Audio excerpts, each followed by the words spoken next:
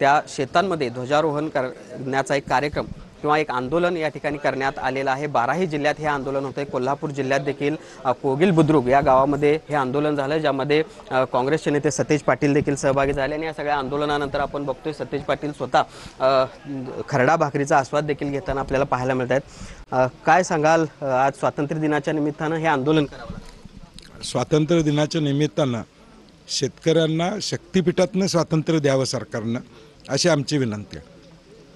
देशाला स्वातंत्र्य मिळायचा लढा ब्रिटिशांच्या विरुद्ध सामान्य जनतेनं लढला या देशातल्या। आता स्वातंत्र्य मिळाल्यानंतर लोकशाही अस्तित्वात आहे। लोकशाहीमध्ये देखील आज शेतकऱ्याला स्वतःच्या हक्कासाठी रस्त्यावर लढावं लागतंय। आम्ही गेले 1.5 वर्ष हा लढा लढतो। किमान आता स्वातंत्र्य दिनी तरी सरकारला जाग यावी आणि गरज नसलेला हा महामार्ग रद्द करावा, अशी आमची मागणी आहे। तर अजूनही या सगळ्या महामार्गाला विरोध होतोय, मात्र सरकारचा अट्टहास अजूनही दिसतो नाही। मला वाटतं कॉन्ट्रॅक्टर धार्जिन हा प्रकल्प आहे, आम्ही पहिल्यापासून सांगत आलेलो आहे। आणि रत्नागिरी नागपूर हायवे असताना या रस्त्याची गरज काय? त्याच्यापेक्षा ते पैसे कर्जमाफी करा शेतकऱ्याची।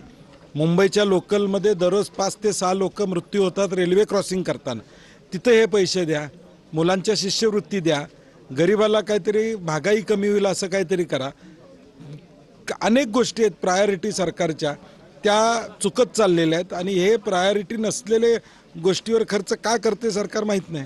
अट्टहास आहे सरकार? नाही, 100% अट्टहास आहे, गरज नसलेला अट्टहास आहे।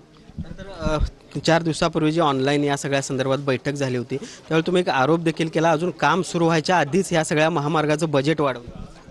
आमची माहिती अशी आहे की हे 86,000 कोटीचं बजेट आता 1,06,000 कोटीवर गेलेलं, ते जाहीर झालेलं नाही अजून।